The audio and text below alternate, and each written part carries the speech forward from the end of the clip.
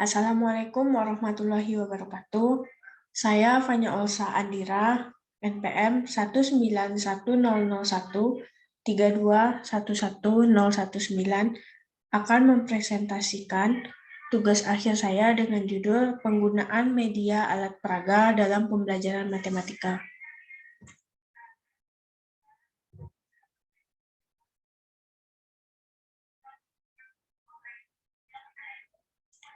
Yang pertama, saya akan membahas tentang latar belakang. Peningkatan kualitas pembelajaran merupakan salah satu dasar peningkatan pendidikan secara keseluruhan. Mutu pendidikan sangat tergantung kepada kualitas guru dan pembelajarannya, sehingga peningkatan pembelajaran merupakan isu mendasar bagi peningkatan mutu pendidikan secara rasional.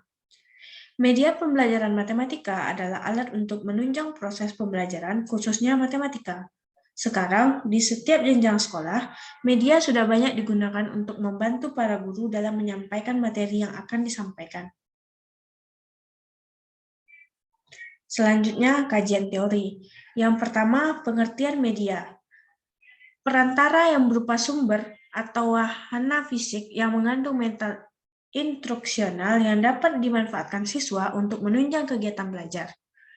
Media pembelajaran matematika adalah media atau alat yang digunakan untuk menunjang pembelajaran matematika agar siswa lebih memahami materi dan dapat merangsang pola pikir belajar siswa. Yang kedua, pengertian alat peraga. Alat peraga adalah segala sesuatu yang digunakan oleh guru dari berbagai alat untuk membantunya memberikan pengertian kepada anak didik. Bagi sesuatu pelajaran baru yang sulit pemahamannya, pada dasarnya anak belajar melalui benda konkret. Untuk memahami konsep abstrak, anak memerlukan benda-benda konkret atau benda-benda yang real sebagai perantara atau visualisasinya. Kita lanjut kepada pembahasan dari penelitian ini. Yang pertama, landasan penggunaan alat peraga dalam pembelajaran. Pasti akan muncul pertanyaan, mengapa diperlukan alat peraga dalam pembelajaran matematika?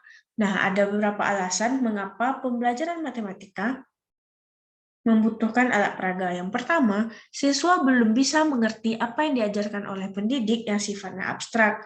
Jadi, siswa perlu adanya pembelajaran yang sifatnya konkret. Yang kedua, menurut teori dari Brunner, anak akan belajar dengan baik jika melalui 3 tahap. Yang pertama, ada tahap enaktif yang merupakan tahap pengalaman langsung, di mana anak berhubungan dengan benda-benda nyata atau sungguhnya. Yang kedua, tahap ikonik, berkaitan dengan gambar, lukisan, foto, atau film. Yang ketiga, tahap simbolik, merupakan tahap pengenalan abstrak. Jadi, pada tahap enaktif siswa harus menggunakan benda nyata dalam memulai pembelajaran matematika. Benda yang dianggap konkret dalam matematika adalah alat peraga tersebut. Yang B, fungsi dan peranan alat peraga dalam pembelajaran matematika. Yang pertama, motivasi dalam proses belajar mengajar. Yang kedua, konsep abstrak matematika tersajikan dalam bentuk konkret. Yang ketiga, hubungan antara konsep abstrak matematika dengan benda-benda di alam sekitar akan lebih dapat dipahami dengan jelas. 4. Konsep-konsep abstrak yang disajikan dalam bentuk konkret. 5. Alat peraga membuat siswa menjadi lebih aktif berpikir dan mengembangkan kemampuan berpikir kritis. 6. Alat peraga lebih meningkatkan interaksi antar siswa dalam kelas sehingga belajar dapat berkembang dinamis. 7. Penggunaan alat peraga memenuhi kebutuhan belajar sesuai gaya belajar dalam satu kelas. C. Jenis-jenis media pembelajaran. Yang pertama, media visual 2 dimensi tidak transparan, yaitu media yang dapat dilihat tapi tidak dapat disentuh dan bersifat semu.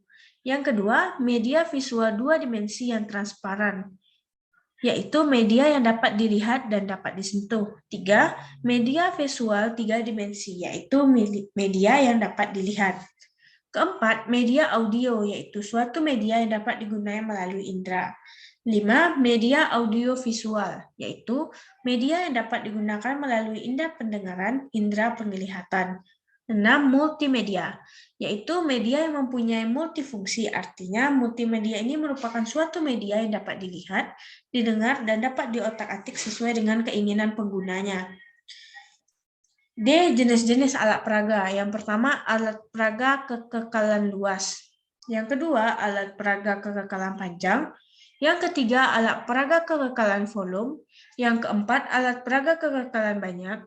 Yang kelima, alat peraga untuk pengukuran dalam matematika.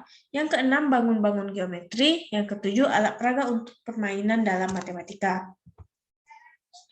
Keuntungan dan kerugian penggunaan media alat peraga. Yang pertama, keuntungan. Beberapa di antaranya itu, pertama, pengalaman langsung. Kedua, membangkitkan minat siswa untuk menyelidiki. 3, melatih seni hidup bersama. 4, menciptakan kepribadian bagi guru maupun siswa. 5, membuat siswa menjadi aktif. 6, merangsang siswa untuk kreatif. Yang kedua, kegagalan dalam penggunaan alat peraga. Di antaranya yang pertama, generalisasi konsep abstrak dari rekapitulasi hal-hal yang konkret tidak tercapai. Kedua, alat peraga yang digunakan hanya sekedar sajian yang tidak memiliki nilai-nilai. Yang ketiga, tidak disajikan pada saat yang tepat. 4, memboroskan waktu. 5, tidak menarik dan mempersulit konsep yang dipelajari. Baiklah, itu presentasi saya mengenai penggunaan media alat peraga pada pembelajaran matematika. Semoga materi yang saya sampaikan dapat membantu. Assalamualaikum warahmatullahi wabarakatuh.